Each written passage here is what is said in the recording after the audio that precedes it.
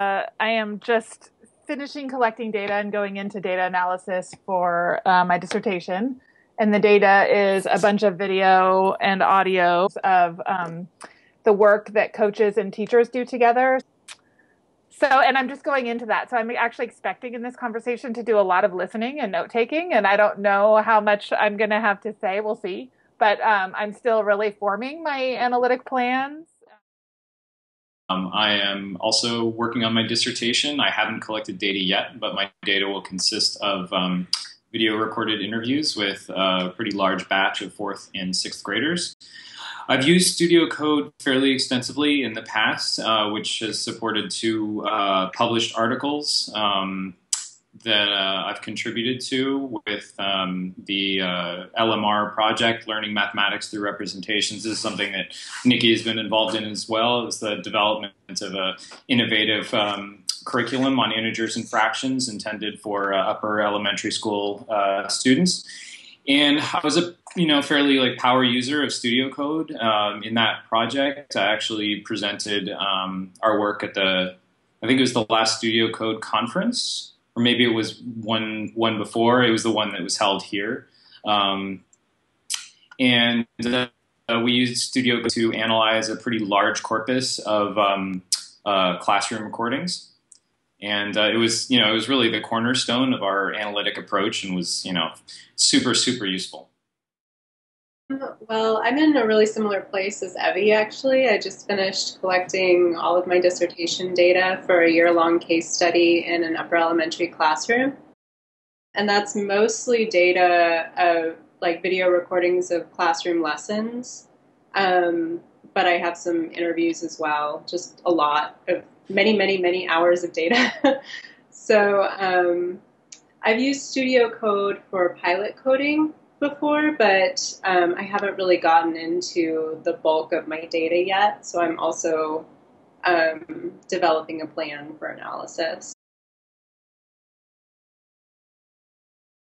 I did some pilot coding with some video from another project to kind of work out a little bit of the code label sort of issues, or at least start to, before I get my research assistants started with coding.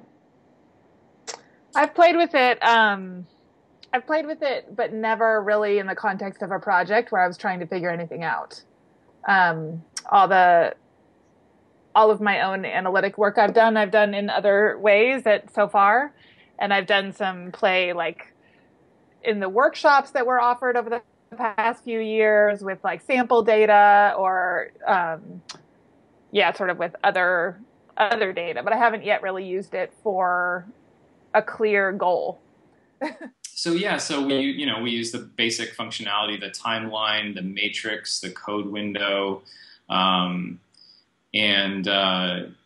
it's one more thing. What we also found really useful was the ability to sort of make compilation videos of all instances of a particular code. That analytically, that was super, super useful for us because there was, something or other, some phenomena that we were interested in. And it was really, really nice to just be able to really at the click of a button, just sort of clicking on a code row to be able to generate a movie of all those coded instances, which we could then, sort of set aside and all, sit around a table and watch together. So we, got a sense of, how it was occurring, what it looked like, and, and so forth. Okay, so if I wanted to use Studiocode as a sort of really rough beginning data reduction tool, I'm wondering about, I guess I'm wondering about going in and creating some really broad codes to code for the pieces, to really locate the pieces of these sort of long video files that are useful, and then the pieces that I'm just going to ignore. So I'm imagining going through an hour-long, for me, an hour-long classroom video, and there are maybe 4 segments of 4 minutes each that I actually for my purposes. So coding those 4 segments, and maybe just coding them as this matters and this matters, some code like that, and then creating a movie file from that compilation of codes. and then creating a studio code package around that movie file so that I'm actually coding only that 16 minutes of data and just sort of ignoring the rest of it. It just exactly what Evie is describing is how I was planning on using Studiocode for the first step of my data analysis, going through these long, like I have 50 hours of video or something like that, and just identifying the segments that are really germane to my research questions, which, you know, in my prior coding has been like 5-minute segments, you know, out of an hour and a half. So that feature of being able to put it all together in one video is going to be really, really useful, I think. You know, we started using it sort of for basic data segmentation, you know, segmenting the video recordings into, you know, phases of classroom lessons. We had a number of phrases that we were actually looking for. And so we, you know, created a code window with, you know, pretty complex code window, but included in that was, you know, a series of phrases that we wanted to code. We coded each lesson individually, and then when we did sort of our big analysis, we really wanted to know what was going on across these files. And so our way of handling that was to combine it into one, you know, one big file.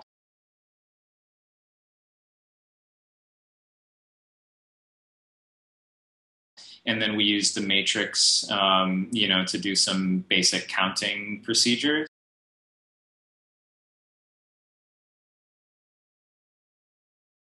This, I don't know if this will be clarifying or not, but the procedure for combining timelines focuses on the timelines themselves, but the result is both a combined timeline and a combined movie.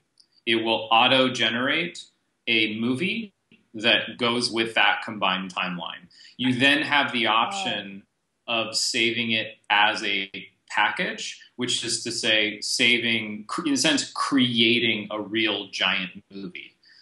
So then what you have is a single file containing the giant timeline and the corresponding giant movie, which, you know, an approach that we really heavily favored, just so that that core file is easily transportable and there aren't issues with sort of moving, you know, files around that it was indexing and all that kind of stuff. Yeah, we did transcribe quite a bit. If I remember correctly, I think the underlying intention for transcribing is the dream we had of rolling subtitles. The way the transcription window works is, in essence, you designate codes in the form of speakers. You know, and you also designate, you know, sort of a time duration, you know, a time segment for each line of transcription. So really, you know, it's very easily transferable to, you know, a code. You know, there's a code in the form of a speaker and, you know, a duration, and then some content, which is sort of the text track. So after transcribing, and this might be totally crazy from sort of Studiocode standpoint, and I'm really interested to hear what you think about this. We imported everything into the timeline. And then because we had, you know, a classroom, we occasionally had quite a few different speakers.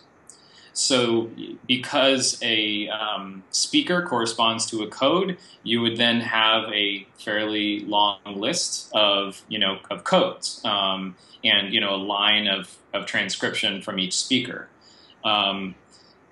We then actually combined all of those rows into one row. So, you know, essentially a transcription row. And then we just turned on text tracks. And as, you know, as it kind of went from one transcribed segment to another, you know, we had subtitles.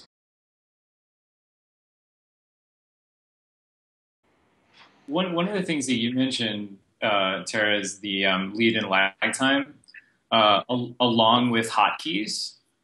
So, you know, I feel like the combination of those two is really helpful in making for a smoother coding process. You know, if you create a certain particularly lead time, you recognize that some codable phenomenon is happening, and you know the code, and you know the particular hotkey that it corresponds to. You just hit the hotkey, and it initiates the code however many seconds you specify in advance of your key press, and then you hit it again and it stops. I'm also thinking about the fact that the numbers in the matrix are indexed to the video. So if there's any cell in the matrix is really a video, sort of a hidden video file, and if you just click on the number, you get the videos that correspond to those coded segments. And so any combination of codes and labels, let's say you want to create a video of every single time a particular code was applied a particular label, you just sort of click on that cell in the matrix, and then it brings up a V, which then you can save as a separate file and share with other people. We found that really useful. And Evie and I were talking about this recently. It's a bit more complicated, but it may be that you want to see the intersection of like a code and another code, or you want to combine labels, and I think some things are easier to do in the matrix than others. Some have to be handled in the timeline, but our experience is if you want it, you can get it. One of the things that I really value about Studiocode is the flexibility. There's sort of a way to do everything. We found, in fact, there's like 5 different ways to do everything.